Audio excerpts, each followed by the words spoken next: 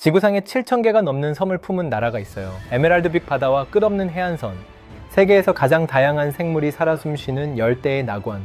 이 나라는 한때 아시아에서 일본 다음으로 잘 살았고 지금의 한국보다 훨씬 더 부유했습니다. 아시아의 파리라 불리던 수도에는 세계의 돈과 사람이 모여들었죠. 그런데 이 나라는 지금 한때 자기보다 한참 뒤처졌던 나라들에게 하나둘 추월당하고 있어요. 필리핀은 대체 무슨 일이 있었던 걸까요? 때는 1950년대예요. 전쟁의 잿더미 위에서 아시아의 많은 나라들이 허덕이고 있을 때 필리핀은 전혀 다른 풍경을 그리고 있었습니다. 수도 마닐라의 에스콜타 거리. 이곳은 그 시절 아시아에서 가장 화려한 상업거리 중 하나였어요. 아시아 최초의 에어컨 백화점이 이 거리에 문을 열었고 빛을 감지해서 자동으로 열리는 전동문이 달린 쇼핑센터에 사람들이 줄을 섰습니다. 보석가게와 양복점이 줄지어 늘어서 있었고 거리를 걷는 사람들의 차림새는 뉴욕이나 파리의 거리와 크게 다르지 않았죠. 거리에는 미국에서 건너온 자동차가 달렸고 극장에서는 할리우드 영화가 개봉 당일에 상영됐어요. 밤이 되면 재즈 클럽에서 음악이 흘러나왔고 마닐라만의 야경을 배경으로 외국인 사업가들이 칵테일 잔을 기울였습니다. 아시아의 다른 나라 사람들이 내일의 끼니를 걱정하던 그 시절, 마닐라는 이미 내일의 유행을 걱정하고 있었어요. 이건 단순한 도시의 허세가 아니었습니다. 필리핀은 실제로 아시아에서 가장 탄탄한 경제 기반을 가진 나라 중 하나였어요. 미국의 식민 지배가 남긴 유산은 양면이 있었지만 영어를 기본으로 쓰는 교육 시스템과 체계적인 법률 구조는 다른 아시아 국가들이 쉽게 갖출 수 없는 것이었습니다. 전후 복구를 위해 미국에서 대규모 지원금이 들어왔고 이 돈으로 공장이 세워졌어요. 자동차 조립 공장이 돌아갔고 섬유와 철강 산업이 성장했으며 생활 가전 제품을 만드는 공장까지 들어섰습니다. 필리핀 항공은 아시아에서 가장 먼저 태평양을 횡단한 항공사가 됐어요. 마닐라에서 샌프란시스코까지 아시아의 어떤 항공사도 하지 못한 일을 필리핀이 먼저 해낸 거죠. 그리고 이 시기에 하나의 상징적인 선택이 이루어져요. 아시아 개발은행, 쉽게 말해서 아시아 국가들의 경제 발전을 돕기 위해 만들어진 국제기구인데요. 이 기구가 본부를 어디에 쓸지 결정해야 했습니다. 도쿄도, 방콕도 여러 후보가 있었지만 최종 선택은 마닐라였어요. 국제사회가 이 나라의 경제적 위상을 공식적으로 인정한 셈이었습니다. 그때의 필리핀은 아시아의 모범생이었어요. 한국의 기업인들과 관료들이 경제를 어떻게 일으켜야 하는지 배우려고 필리핀까지 방문했을 정도였습니다. 지금 기준으로 보면 상상하기 어렵지만 그 시절 한국에서 필리핀은 부러움의 대상이었어요. 그런데 이 모범생에게 한 사람이 나타납니다. 1965년 페르디난드 마르코스가 대통령이 돼요. 처음에는 나쁘지 않았습니다. 도로를 깔고 학교를 세우고 병원을 짓고 경제도 꽤 빠른 속도로 성장했어요. 인프라가 늘어나면서 국민들의 생활도 눈에 띄게 나아졌죠. 필리핀 사람들은 기대에 부풀었습니다. 드디어 아시아의 진주가 다시 빛을 발할 거라고요. 외국 투자자들도 필리핀의 미래를 긍정적으로 봤고 한동안은 그 기대가 틀리지 않은 것처럼 보였어요. 하지만 이 기대는 서서히 그리고 돌이킬 수 없는 방식으로 배신당합니다. 마르코스는 연임에 성공한 뒤 한 발 더 나아가요. 1972년 계엄령을 선포합니다. 계엄령이란 대통령이 군대를 동원해서 나라 전체를 직접 통제하는 비상조치예요. 쉽게 말하면 법 위에 대통령이 서는 거죠. 표면적인 이유는 반정부 세력의 진압이었지만 실제로는 권력을 절대 놓지 않겠다는 선택이었습니다. 의회는 문을 닫았고 신문사와 방송국은 하루아침에 폐쇄됐어요. 거리에서 목소리를 높이던 사람들은 하나둘 사라졌고 누가 어디로 사라졌는지 묻는 것조차 위험한 일이 됐습니다. 그런데 진짜 문제는 정치가 아니라 경제에서 벌어져요. 마르코스는 나라의 핵심 산업을 자기 사람들에게 나눠주기 시작합니다. 경제학에서 이걸 정경유착, 영어로는 크로니 캐피탈리즘이라고 부르는데요. 쉽게 말하면 대통령의 친구들이 나라의 돈줄을 쥐는 구조예요. 그리고 그 대표적인 사례가 코코넛 산업에서 벌어집니다. 당시 필리핀에서 코코넛은 단순한 과일이 아니었어요. 국민의 3분의 1이 코코넛 관련 산업으로 먹고 살았고 수출의 핵심 품목이었습니다. 정부는 코코넛 산업을 발전시키겠다는 명목으로 농민들에게 특별 부담금을 매겨요. 코코넛을 수확할 때마다 농민들은 수익의 일부를 정부에 내야 했습니다. 이 돈이 쌓이고 쌓여서 약 700억 페소에 달하는 거대한 기금이 만들어졌어요. 문제는 이 돈이 정작 농민들을 위해 쓰이지 않았다는 거예요. 이 기금은 마르코스의 측근에게 흘러들어갔고 그는 이 돈으로 필리핀 최대 식음료 기업의 주식까지 사들입니다. 농민들의 땀에서 시작된 돈이 농민이 아닌 다른 사람의 회사를 키우는 데 쓰인 거죠. 코코넛 나무 아래에서 하루 종일 일한 농부의 주머니에서 나온 돈이 마닐라 고층 빌딩의 회의실에 앉아있는 사람의 금고로 들어갔습니다. 그런데 농민은 이걸 알 수도 없었고 안다 해도 어디에 하소연할 곳이 없었어요. 언론도 의회도 이미 닫혀 있었으니까요. 비슷한 일이 설탕 산업에서, 건설 산업에서, 통신 산업에서 반복됐습니다. 나라의 부가 국민에게 골고루 돌아가는 게 아니라 대통령과 가까운 소수에게 빨려 들어가는 구조. 마치 아파트 관리비를 입주민 전체가 매달 내는데 수리공사가 필요할 때마다 매번 관리인의 친척 업체가 따가는 것과 비슷했어요. 다만 그 규모가 한 아파트 단지가 아니라 나라 전체였을 뿐이죠. 이 시기를 상징하는 건축물이 하나 있어요. 바탄 원자력 발전소입니다. 필리핀의 에너지 자립을 위해 시작된 이 프로젝트에는 어마어마한 돈이 들어갔어요. 공사는 몇 년에 걸쳐 진행됐고 마침내 건물은 완성됩니다. 그런데 이 발전소는 완공 후 단 한 번도 가동되지 못했어요. 부실 시공 문제가 드러났고 발전소가 세워진 위치가 지진대와 화산 근처라는 안전 우려까지 제기됐습니다. 거기에 건설 과정에서 빠져나간 자금의 흔적도 발견됐죠. 결국 필리핀 국민들은 한 번도 불이 켜지지 않은 발전소의 빚을 수십 년에 걸쳐 갚아야 했어요. 상상해보면 온 가족이 돈을 모아서 집을 지었는데 그 집에는 한 번도 들어가 살지 못한 채 대출금만 매달 빠져나가는 것과 같은 상황이었습니다. 이런 식으로 나랏빚은 눈덩이처럼 불어나요. 마르코스가 집권하기 전과 비교하면 그가 물러날 때 외채는 약 40배로 불어나 있었습니다. 그 돈이 어디로 갔냐고요? 마르코스 일가의 해외 계좌, 뉴욕과 런던의 부동산, 그리고 세계 곳곳에서 사들인 예술품 컬렉션으로 흘러갔다는 것이 이후 하나씩 드러납니다. 추정 규모만 수십억 달러. 그리고 마르코스의 부인 이멜다가 대통령궁에 남기고 간 구두만 약 3천 켤레예요. 옷장 하나가 아니라 창고 하나를 가득 채울 양이었습니다. 국민이 빚더미에 앉아있는 동안 이 나라의 퍼스트레이디는 파리와 로마에서 세계에서 가장 비싼 구두를 사 모으고 있었던 거예요. 한 켤레의 구두값이 코코넛 농부 가족의 한 달 생활비보다 비쌌을지도 모릅니다. 이건 단순한 사치의 문제가 아니에요. 한 나라의 부가 어떻게 소수의 손에 들어가고 그 소수가 그 부를 어떤 식으로 쓰는지를 보여주는 장면이었습니다.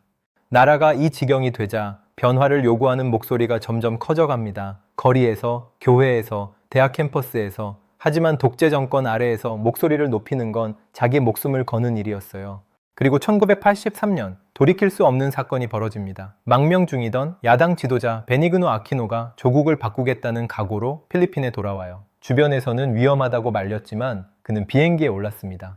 마닐라 공항에 도착한 비행기의 문이 열리고 그가 트랩을 내려서는 순간 활주로 위에 총성이 울렸어요. 그는 그 자리에서 쓰러졌습니다. 전 세계가 경악했고 필리핀 국민의 분노는 한계를 넘었어요. 수백만 명이 장례 행렬에 모여들었고 마닐라의 거리는 노란 리본으로 뒤덮였습니다. 슬픔이 분노가 되고 분노가 결의가 되는 데는 오래 걸리지 않았어요. 3년 뒤 마침내 그 결의가 터져 나옵니다. 수백만 명의 시민이 마닐라의 에드사 대로를 가득 메웠어요. 수녀들이 탱크 앞에 무릎을 꿇고 시민들이 군인 앞에 꽃을 놓고 어머니들이 아이를 안은 채 기도를 올렸습니다. 총 한 방 쏘지 않고 꽃과 기도와 사람의 벽으로 독재 정권을 무너뜨린 거예요. 이것이 세계사에 기록된 피플 파워 혁명입니다. 마르코스 일가는 하와이로 도망쳤고 필리핀 국민들은 마침내 자유를 되찾았습니다. 하지만 이 이야기가 여기서 해피엔딩이었다면 이 영상은 존재하지 않았을 거예요. 혁명은 독재자를 몰아냈지만 독재가 만들어 놓은 구조까지 몰아내지는 못했습니다. 마르코스 시절 돈줄을 쥐고 있던 대지주 가문들과 측근 기업가들은 대통령이 바뀌어도 여전히 그 자리에 앉아 있었거든요. 새 정부는 농민들에게 땅을 돌려주겠다며 법을 만들었지만 그 땅의 주인들이 국회에도 지방정부에도 깊이 들어가 있었기 때문에 법은 종이 위에만 존재했어요.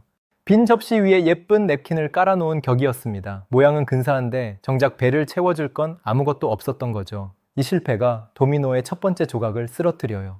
땅과 자본이 소수에게 묶여 있으니 새로운 산업에 투자할 돈이 사회 전체로 퍼지지 않았습니다. 같은 시기에 한국은 반도체와 자동차를, 대만은 전자부품을, 태국은 자동차 공장을 키워가고 있었어요. 이 나라들은 정부가 전략적으로 산업을 육성하고 교육을 투자하고 기술을 키웠죠. 하지만 필리핀에서는 공장이 뿌리를 내리지 못했습니다. 돈이 새로운 산업을 만드는 대신 이미 부유한 소수의 금고 안에서 맴돌았으니까요. 두 번째 도미노가 쓰러져요. 공장이 없으니 일자리가 부족했습니다. 대학을 나와도 기술을 배워도 마땅한 일터가 국내에 없었어요. 간호사도 교사도 엔지니어도 자기 나라에서는 제대로 된 보수를 받기 어려웠습니다. 그래서 세 번째 도미노가 쓰러집니다. 사람들이 떠나기 시작한 거예요. 지금 이 순간에도 약 220만 명의 필리핀 사람들이 가족을 남겨두고 세계 곳곳에서 일하고 있습니다. 중동의 뜨거운 건설 현장에서 콘크리트를 나르고 홍콩의 가정집에서 다른 사람의 아이를 돌보고 유럽의 병원에서 밤새 환자 곁을 지키고 있어요. 이들이 고향에 보내는 돈은 필리핀 전체 경제의 약 8%를 차지합니다. 이 나라 경제를 떠받치는 가장 큰 기둥 중 하나가 자국 안이 아니라 자국 밖에서 일하는 사람들의 월급인 셈이에요. 그런데 이 숫자 뒤에는 잘 보이지 않는 이야기가 있습니다. 엄마가 매달 보내주는 돈으로 새 교복을 맞춘 아이가 있어요. 학교에서는 반에서 제일 깨끗한 옷을 입고 다닌다고 친구들이 부러워하죠. 그런데 졸업식 날 친구들 옆에는 부모님이 나란히 앉아 있는데 그 아이 옆 의자는 비어 있어요.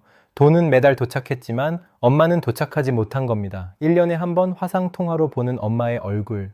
생일 케이크 위에 촛불을 불 때 아이가 비는 소원은 장난감이 아니라 엄마가 돌아오는 거예요. 필리핀에서 부모 중 한 명 이상이 해외에 나가 있는 아이들은 수백만 명에 달한다는 보고가 있어요. 이 나라의 경제가 굴러가는 뒤편에는 그렇게 셀 수 없는 이별이 쌓여 있는 겁니다. 그리고 네 번째 도미노예요. 가장 뛰어난 인재들이 해외로 떠나니 국내에서 고부가가치 산업을 키울 사람이 부족해집니다. 의사가 떠나고 엔지니어가 떠나고 교사가 떠나요. 가르칠 사람이 떠나면 다음 세대의 경쟁력도 함께 빠져나가는 거죠. 이걸 보통 두뇌 유출이라고 부르는데 필리핀에서는 이게 수십 년째 이어지고 있는 일상이 되어버렸습니다. 제조업이 자리를 잡지 못한 필리핀에서 그나마 희망처럼 떠오른 산업이 하나 있었어요. 콜센터와 IT 아웃소싱, 흔히 BPO라고 부르는 산업이에요. 미국 기업들이 고객 상담이나 데이터 처리 같은 업무를 인건비가 낮은 해외에 맡기기 시작했는데 필리핀 사람들의 유창한 영어 실력과 미국 문화에 대한 친숙함이 엄청난 강점이 된 거죠. 이 산업은 빠르게 성장해서 180만 명 넘게 고용하는 필리핀 최대의 민간 일자리 창출원이 됩니다. 공장 대신 헤드셋으로 경제를 일으킨 셈이에요. 하지만 여기에도 불안한 그림자가 있어요. 미국에서는 자국 일자리를 지키겠다며 해외 콜센터를 규제하려는 법안이 계속 나오고 있고 인공지능이 사람의 목소리를 대체할 수 있다는 전망도 점점 현실이 되고 있습니다. 잘 타고 있는 파도가 언제 잦아들지 아무도 장담할 수 없는 상황이죠. 그러던 중 필리핀 사람들에게 조용하지만 묵직한 소식이 하나 전해져요. 2024년 베트남의 1인당 국민소득이 필리핀을 앞질렀습니다. 불과 얼마 전까지만 해도 필리핀보다 가난하다고 여겨졌던 나라가 어느새 앞에 서 있었어요. 이건 단순한 순위 변동이 아니에요. 한때 아시아의 모범생이라 불리던 자기 나라가 뒤에서 출발한 나라에게 따라잡혔다는 현실. 필리핀 사람들에게 이 소식은 통계표 위의 숫자가 아니라 가슴 어딘가를 누르는 무게감이었을 거예요. 돌이켜보면 그 격차는 서서히 하지만 확실하게 벌어지고 있었습니다. 마닐라의 교통체증은 지금도 세계 최악 수준이에요. 아침에 집을 나서면 10km를 가는데 평균 25분이 넘게 걸리고 출퇴근에 하루 4-5시간을 쓰는 사람도 드물지 않습니다. 도로 위에서 허비되는 그 시간만큼 이 나라의 생산성도 함께 멈춰 서 있는 거예요. 도로와 항만, 철도 같은 기반 시설이 수십 년째 폭발적으로 늘어나는 인구를 따라잡지 못하고 있고 그나마 투입되는 예산마저 부패 스캔들에 발이 묶이는 일이 반복되고 있습니다. 불평등의 골도 깊어요. 필리핀은 동남아시아에서 가장 불평등한 나라로 꼽힙니다. 소수의 재벌 가문에 부가 집중되어 있는 반면 가정의 절반 가까이는 기본적인 생활 필요조차 충족하지 못하고 있어요. 한쪽에서는 세계적인 부가 쌓이고 다른 한쪽에서는 내일 끼니를 걱정하는 같은 하늘 아래 두 개의 세계가 나란히 존재하고 있는 겁니다. 잠시 멈추고 생각해보면 이 모든 건 하루아침에 벌어진 일이 아니에요. 한때 2페소만 내면 1달러와 바꿀 수 있었던 필리핀 화폐는 지금은 약 58페소를 내야 1달러가 됩니다. 환율이라는 건 결국 세계가 그 나라의 경제를 어떻게 보는지를 반영하는 거잖아요. 이 숫자 하나가 필리핀이 걸어온 길을 조용히 말해주고 있는 셈이죠. 그렇다고 필리핀의 가능성이 전혀 없는 건 아닙니다. 1억이 넘는 인구 중 절반 이상이 젊은 세대이고 영어를 자연스럽게 구사하는 인력풀은 세계 어디에서도 쉽게 찾기 어려운 강점이에요. 기회의 씨앗은 분명히 있습니다. 하지만 잠재력이 있다는 것과 그게 현실이 되는 건 완전히 다른 이야기예요. 소수 가문의 독점이 풀리지 않는 한, 공장이 들어서지 않는 한, 가장 뛰어난 사람들이 자기 나라를 떠나야만 하는 구조가 바뀌지 않는 한, 가능성은 영원히 가능성인 채로 남을 수밖에 없습니다. 1960년대 마닐라의 넓은 대로 위를 달리던 차들은 아시아의 미래를 향해 가고 있는 것처럼 보였어요. 65년이 지난 지금 그 대로는 여전히 그 자리에 있습니다. 달라진 건 하나예요. 그 위를 가득 메운 차들이 어디로도 가지 못한 채 멈춰 서 있다는 것.